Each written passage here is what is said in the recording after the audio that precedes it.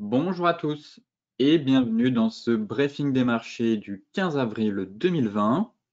Avant de commencer, je vous laisse prendre connaissance de l'avertissement légal sur les risques.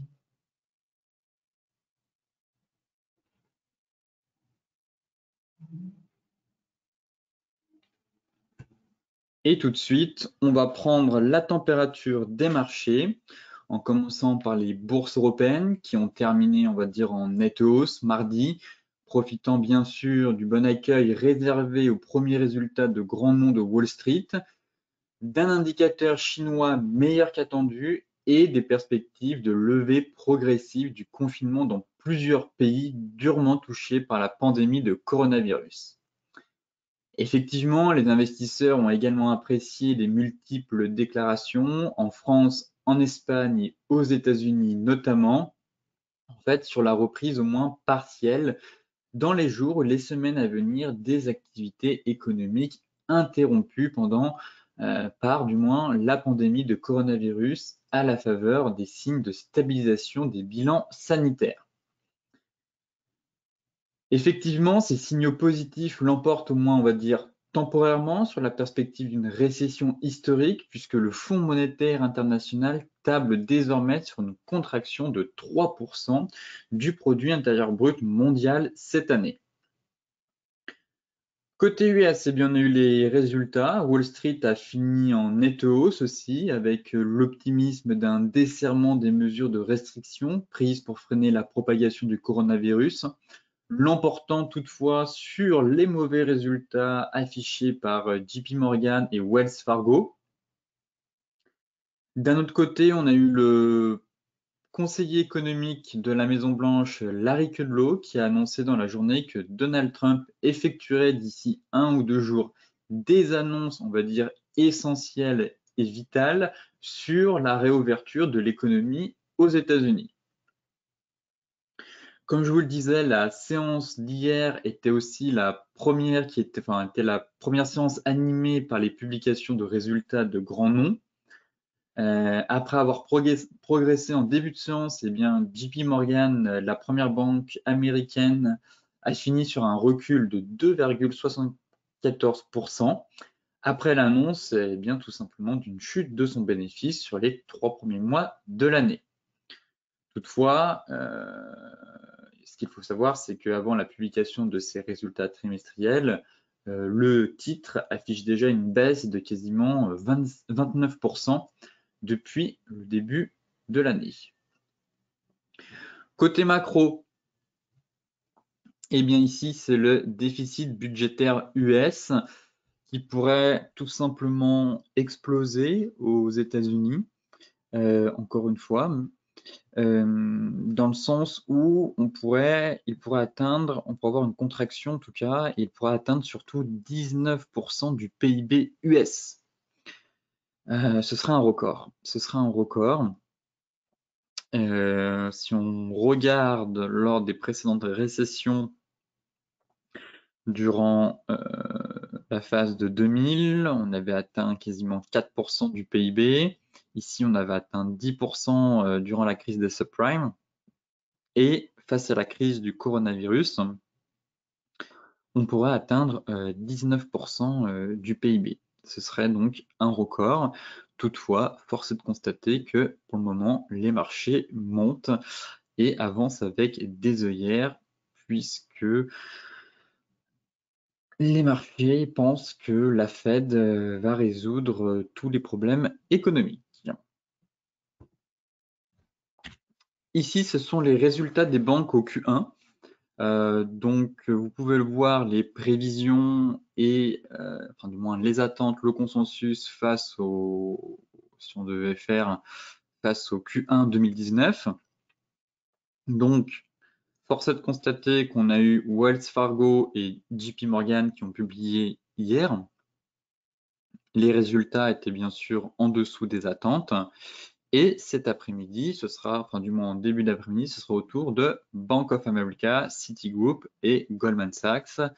Et logiquement, dans la continuité de Wells Fargo et de JP Morgan, on devrait aussi s'attendre à des résultats en baisse et à une révision, en tout cas, sur les prévisions à venir. Côté graphique, tout de suite avec le CAC 40, ouverture en baisse, du moins avec un léger gap, mais on est plutôt dans une dynamique baissière pour le moment. Force est de constater que la situation, elle, n'a pas évolué. On est toujours dans un range. On est toujours dans un range compris entre 4550 et 4130, 140, qui est le pivot clé pour éviter la dégringolade. Ce que je remarque, c'est un essoufflement du marché. On sent que le marché est lourd, on sent que le marché manque de carburant. Pourquoi? Parce qu'on a un gap ici à 4006 et que les acheteurs n'ont même pas la force d'aller le combler. On fait une première tentative ici, il manque pas grand-chose, hein, il manque à peine 40 points. Ici, on ne parvient pas à le combler. Ici, on tente une deuxième fois, on n'y arrive pas. Et là, hier, il manquait encore à peu près 25 points pour venir combler ce gap. Et le marché ne parvient pas à combler ce gap. Donc, on sent une certaine lourdeur dans ce marché, en fait, j'ai l'impression. Et que ça cale, en fait. Le marché cale, manque de carburant. Le carburant, ça va être bien sûr les résultats des sociétés à venir. Mais face à ce bilan, on va dire pour le moment, le bal d'ouverture est catastrophique, du moins aux États-Unis. Et je vois pas comment en Europe ça pourrait être mieux. Force est de constater qu'on est dans un range. Pour le moment, le principe est de vendre la borne haute, d'acheter la borne basse. Là, actuellement, ça corrige. Cet après-midi, on va prendre connaissance des résultats des bancaires. Peut-être que ça va accentuer la chute. En tout cas, si on devait continuer à évoluer dans ce range, eh bien, l'objectif serait d'aller chercher le cap laissé ouvert et de viser la borne basse. Et puis peut-être qu'on aura une nouvelle rotation à l'intérieur de ce range. Sinon, dans le cas contraire, on a un double top, on casse et on ira chercher les 3008. Concernant le DAX, c'est à peu près pareil, seulement qu'il nous a fait une ABC, comme je vous le disais, évoqué aussi dans les stratégies bourse. D'habitude, on a une correction en ABC. Ici, on a eu un rebond en ABC. A, B, C.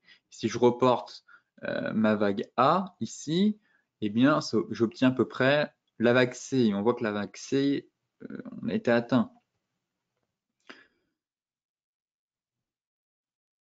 Pareil, ce que je remarque ici, c'est un essoufflement de cette tendance, j'ai l'impression.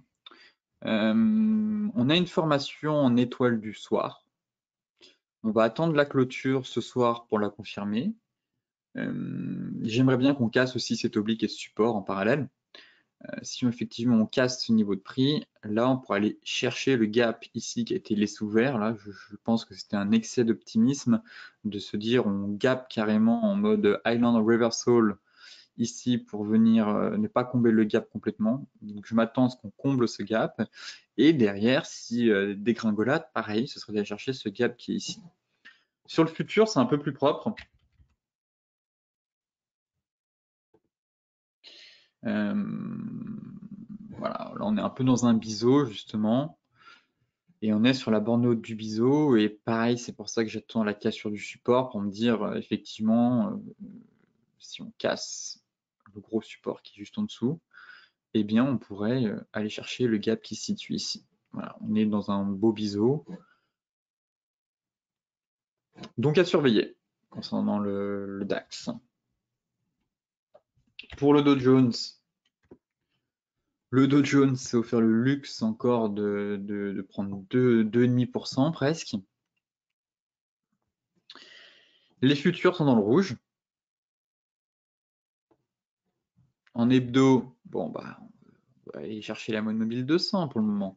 J'attends la clôture. Seule la clôture hebdomadaire me dira si oui ou non c'est invalidé ou au contraire c'est un gros bull trap histoire de sortir tous les vendeurs qui avaient mis des stops trop courts. En journalier, la bougie nous indique pas grand-chose, je trouve. On avait éventuellement cette étoile du soir ici. Bon, elle n'était pas fabuleuse non plus, étant donné que cette bougie manquait de corps. Toutefois, je préfère basculer sur l'unité de temps 4 heures pour voir ce biseau. Voilà, là, on a un biseau qui est relativement propre ici. On voit que c'est assez bien respecté. Et le Dow Jones commencera vraiment à intéresser si on retourne sur la borne basse et si on la casse surtout. Là, ça deviendra intéressant. On aurait finalement une fin de consolidation à l'intérieur de ce biseau et pareil, il y aurait des gaps à venir chercher. Donc on fera le point aussi durant les prochaines séances. Le Forex bouge pas mal. On a un réveil du Forex.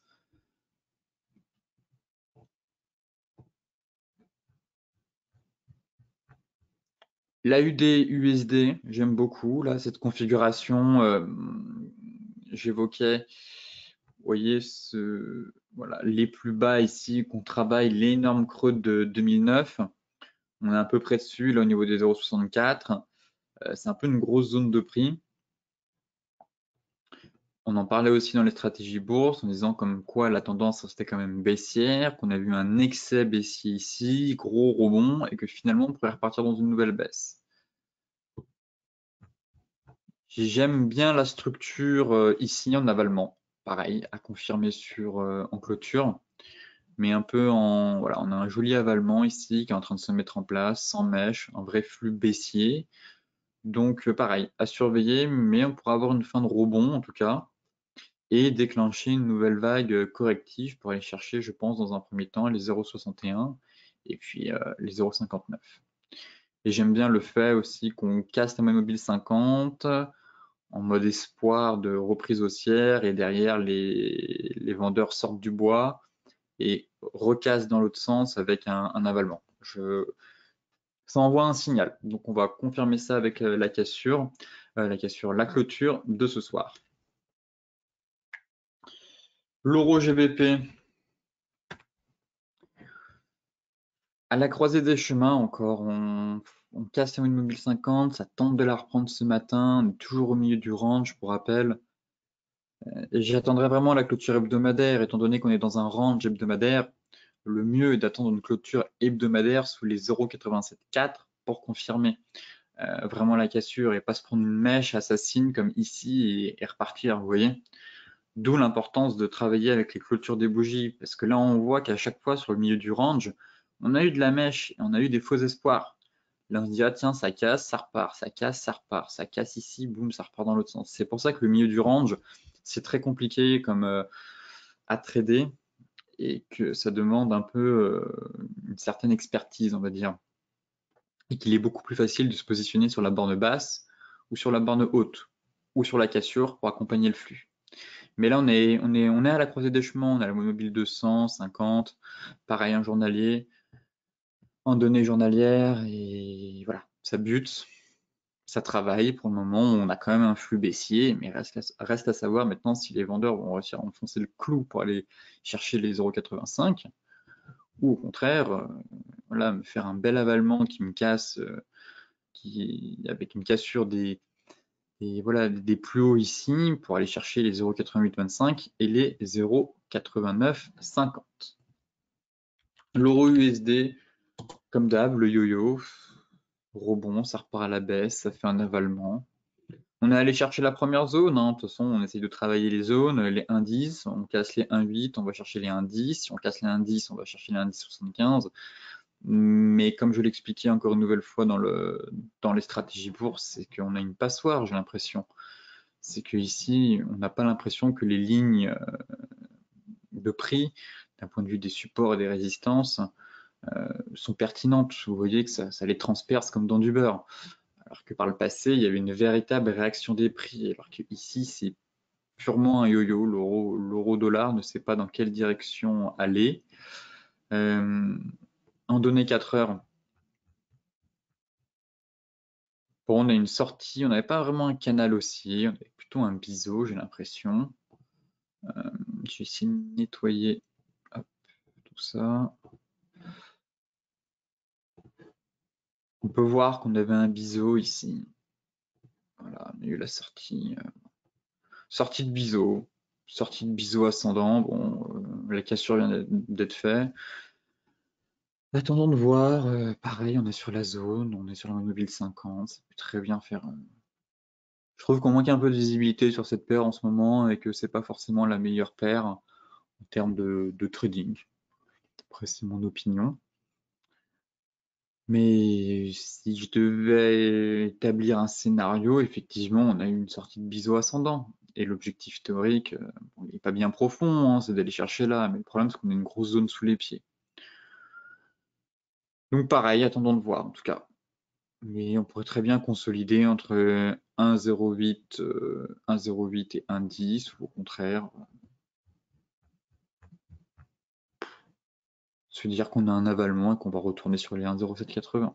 Bon. Faut attendre la cassure d'une des deux bornes. Voilà, pour moi, c'est step by step. On essaye de travailler quand même les zones parce que c'est hyper important les zones.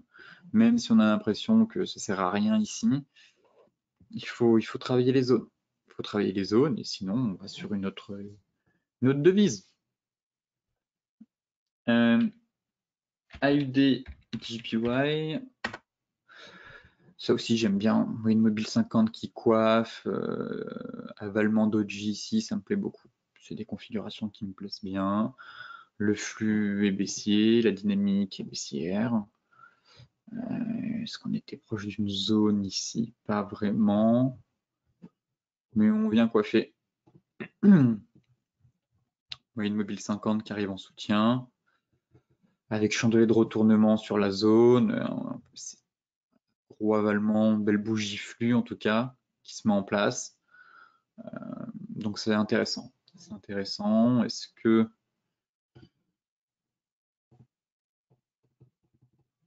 d'un point de vue... Ouais, c'est un peu les 50%. Ça intervient un peu sur les 50%, donc intéressant. Là, une belle configuration, en tout cas, pour celles et ceux qui sont à l'achat. Prudence ou remontez vos stops. Mais j'ai quand même plus l'impression qu'on a un flux vendeur qui essaye de s'installer sur cette paire. Et on a une belle bougie flux. Hein. On perd quand même 1,6, c'est pas rien. On a une bougie qui est. Voilà, il n'y a pas de mèche pour le moment. Les vendeurs ne laissent aucune place aux vendeurs. Ça intervient sur une zone, la mobile 50, avec un changement de retournement. Donc, pareil. Un peu comme sur l'AUD-USD, vous voyez, on a eu l'énorme rebond qui s'est mis en place puisqu'on a eu un excès baissier. Derrière, c'est rebond. Mais d'un côté, les paires en yens sont recherchées. Le dollar se renforce, étant donné que c'est la valeur refuge par excellence. L'AUD se dégrade parce que l'économie australienne tombe en récession, c'est même sûr, c'est pas va, elle est en récession. Donc l'économie australienne va se dégrader dans les semaines et les mois à venir. L'AUD plonge, le dollar se renforce, et là c'est juste qu'on est sur une paire en yens, et donc le yen japonais forcément se renforce, et l'AUD plonge aussi en même temps en parallèle. Intéressant. Voilà, c'est des configurations techniques que j'aborde pas souvent, mais qui sont intéressantes à étudier, je trouve. Enfin, pour terminer, le GBP USD, pareil, pareil. Là, c'est un signal presque de vente, je trouve, sur cette paire. Fausse cassure de la mobile 50, réintégration, ça devient intéressant. Ça devient intéressant sur zone. Et on casse le support. Attendre la clôture aussi. Mais voilà, moyenne mobile 20, moyenne mobile 50, fausse cassure, réintégration sous cassure actuellement des supports du 1,25 et avalement baissier. Donc prudence pour les acheteurs. Pareil, celles et ceux qui pensent que le GBP va continuer à pousser, eh bien remontez au stop, prenez des bénéfices partiels en tout cas. Et dans le cas contraire, là, en tout cas, on a plutôt un signal de fin de hausse, je trouve.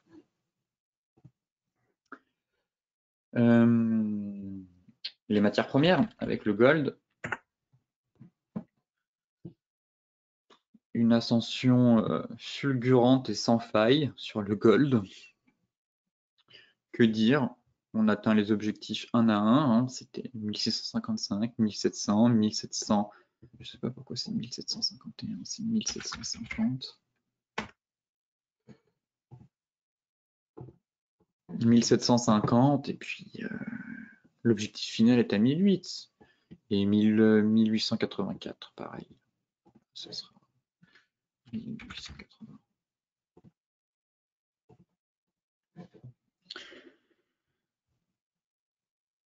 Tendance ultra haussière, reprise ultra dynamique, flux ultra haussier.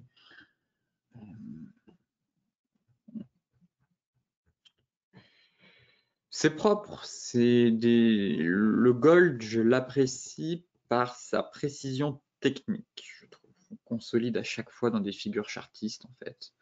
La biseau descendant, ça explose, triangle, ça explose. Ici, double top de retournement, tout fonctionne en fait. Ici, on avait un triangle, rappelez-vous, descendant, ça sort par le haut, ça valide. Là, on valide aussi le double bottom, ça sort par le haut. Là, on avait un élargissement de sommet. Tout, j'ai l'impression que toutes les figures chartistes fonctionnent sur cet actif. Alors d'habitude, c'est des probabilités. Un double top, ça ne fonctionne pas à 100%. Un triangle, c'est pareil. Mais là, tout fonctionne pour le moment. C'est un sans faute. Si je reviens dans le passé, tout a fonctionné. Et c'est hyper propre techniquement et ça fait plaisir d'avoir des actifs comme ça où on voit qu'on a une vraie visibilité et la lecture est très simple. Ça ne sert à rien d'aller sur des paires. Pour revenir et donner un exemple, hein, mais l'euro-dollar. Voilà, l'euro-dollar, il n'y a aucune visibilité. Le gold est facile à lire. On trace des belles droites, une droite de tendance, on paye sur les replis, ainsi de suite. On accompagne le flux jusqu'à l'essoufflement. Il faut trouver ces actifs qui sont faciles à lire, faciles à décrire et où il n'y a pas de, je ne dirais pas qu'il n'y a pas de piège, parce qu'il y a toujours quelques pièges, mais où il y en a le moins possible, en fait. Quand vous prenez la position, vous transpirez pas parce que vous pensez qu'il y a des pièges ou que vous allez vous prendre un bull trap ou un bear trap ou qu'il y ait une mèche assassine qui est venue chercher votre stop. Voilà, faut scanner le marché et essayer de voir là où les classes d'actifs sont le plus profitables, j'ai envie de dire. Et pour le moment, c'est aussi théorie de dos, des plus bas de plus en plus haut. Bon, bah, voilà, théorie de dos, donc tendance haussière. Je serais intéressé d'avoir un retour sur les 1700. Ce serait propre techniquement, ça ferait le vrai pullback sur les 1700. Toutefois, j'avertis quand même que si, imaginons, je dis bien si, on a une vague de baisse sur les indices et que ça replonge, il y aura des prises de bénéfices sur l'or. C'est sûr et certain.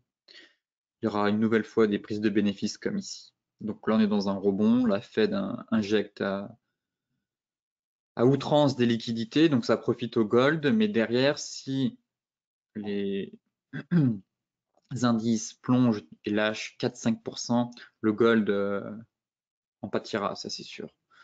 Il sera un peu chahuté, on va dire. Il y aura des prises de bénéfices. Pour le moment, voilà, théorie d'eau, essayer d'avoir un repli ici sur les précédents plus hauts puisqu'on les a cassés, donc avoir un pullback. Et si on a un beau pullback avec chandelier de retournement, dans ce cas-là, aller chercher les 1750 et si cassure, les 1800 et ainsi de suite. Et si cassure des 1800, 1850 et 1880. Pour le moment, c'est aussi, voilà. Je surveillerai la cassure des 1700 et de mon oblique. Le Brent, ça retombe. Ça retombe le Brent, tout ça. C'est du vent, c'est d'accord. C'est du vent. Enfin, c'est l'impression que j'en ai en tout cas. Donald Trump se félicitait de son accord, mais derrière, est-ce qu'il y a vraiment une réduction? Est-ce qu'on a vraiment une réduction de... On n'en sait rien en fait. Oui, on a eu une promesse de réduction de 9,7 millions de barils, mais sachez que ça profite énormément ce qui se passe sur le pétrole à la Russie et à l'Arabie Saoudite. Ça leur permet d'éliminer un concurrent sur le pétrole, à savoir les États-Unis, et que eux, ils ont tout intérêt à avoir un prix du baril bas pour faire sauter leur principal concurrent qui est les États-Unis avec leur pétrole de schiste. Et oui, on a des discussions, on a eu un accord avec l'OPEP, très bien, mais ça c'est ce qui est dit. Bon, moi j'ai envie de vraiment voir s'il y a vraiment une vraie production, au contraire, une vraie production, une vraie diminution de la production. Et le marché ne semble pas y croire pour le moment, en tout cas. Et c'est ça qui est intéressant. Et l'Arabie Saoudite et la Russie,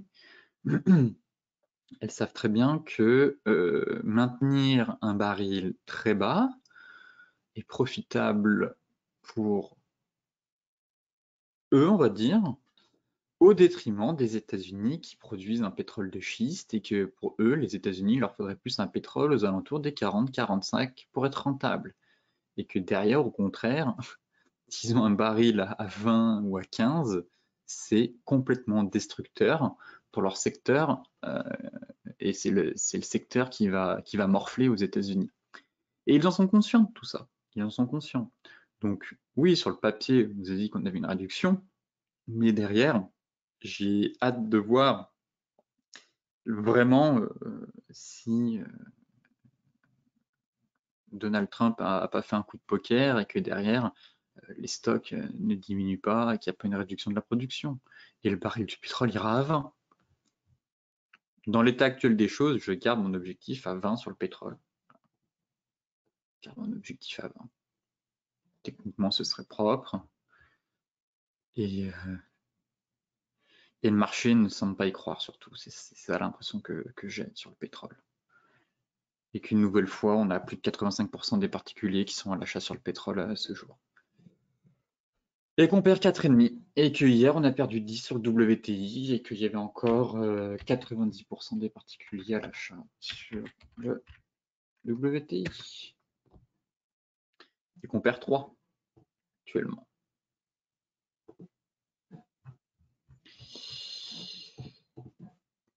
Pour ça que je suis peut-être pessimiste sur le pétrole, mais je force est de constater que on a un range, on est en train de casser par le bas du range.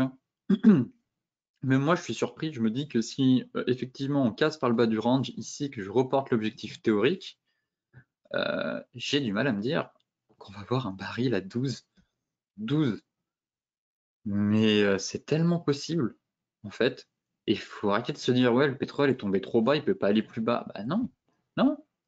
12, ça représente quoi ce niveau, bizarrement? Bah voilà, c'est un magnifique support annuel à 12.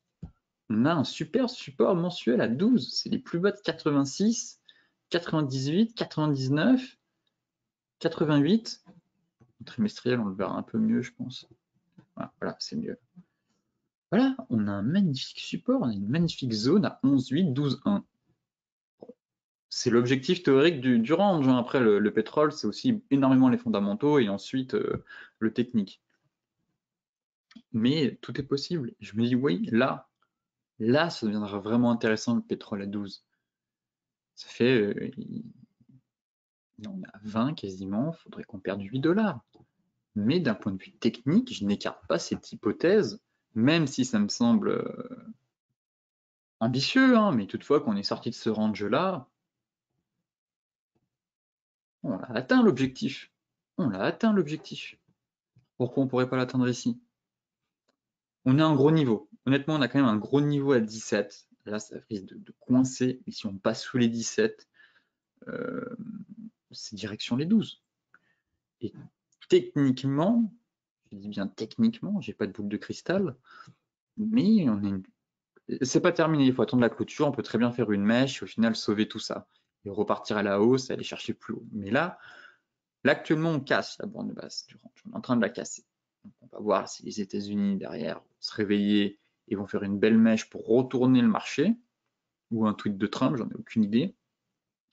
Mais si on part dans l'optique de ce scénario-là et qu'on casse, euh, l'objectif théorique, effectivement, serait d'aller chercher les 12. Et si on va chercher les 12 sur le Brent, eh bien, on ira largement chercher les 20. Et là, ça compléterait vraiment ce biseau. Magnifique biseau de long terme. Et ce serait donc les 20 sur le Brent et les 12 sur le WTI. Donc ça, c'est vraiment le scénario que je mets de côté dans ma tête et que j'essaierai de mettre à profit au fil du temps si ça se développe, et peut-être pas du tout. Mais en tout cas, d'un point de vue des prix, c'est ce que j'observe. Pour terminer, le Bitcoin. Bon, il se passe pas grand-chose. Il se passe pas grand-chose. Comparé à hier, hein, la situation n'a pas changé. On avait le biseau ascendant, la moyenne mobile 50. Encore une fois, hein, sur le Forex, je vous ai montré la pertinence de la moyenne mobile 50 quand elle était pentue. Ici, c'est le même cas. Hein, la moyenne mobile 50, encore une fois, elle est bien raide. Chandelier de retournement, bon, bah, ça cale. Et c'est exactement ce qui est en train de se passer sur le Forex. Donc, c'est pour ça que j'apprécie la pertinence de la MM50 sur des niveaux de prix et quand elle est fortement pentue, ce qui est le cas ici. Et derrière, sortie du biseau par le bas, pour le moment ça consolide dans un canal baissier.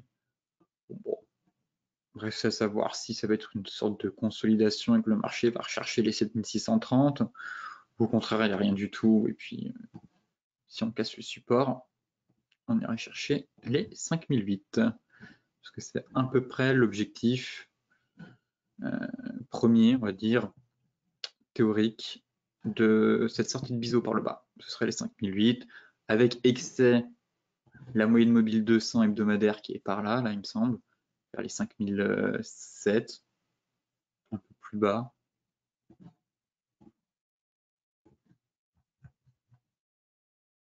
« 5580. Voilà, sur excès, il faudrait aller chercher cette moyenne mobile.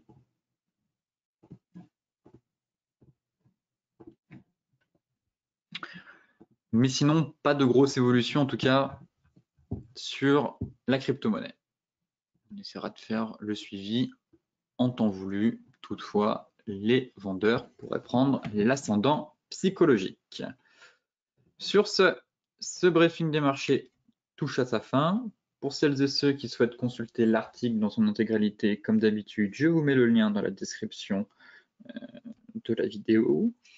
Et n'oubliez pas de vous inscrire aussi la semaine prochaine à la formation sur les figures chartistes. Elle se composera bien sûr en 2 parties. La prochaine partie aura lieu, je pense, mi-mai ou fin mai, étant donné que j'ai un autre webinaire prévu début mai. Et donc, eh bien, n'hésitez pas à vous inscrire si vous souhaitez approfondir vos connaissances graphiques, techniques, et essayer de savoir comment on reconnaît une figure et comment on la trade surtout. C'est surtout ça qui est important. Ainsi, je vous souhaite une excellente journée, de très bons trades, soyez prudents sur les marchés et on se retrouve demain pour faire un nouveau point sur les marchés.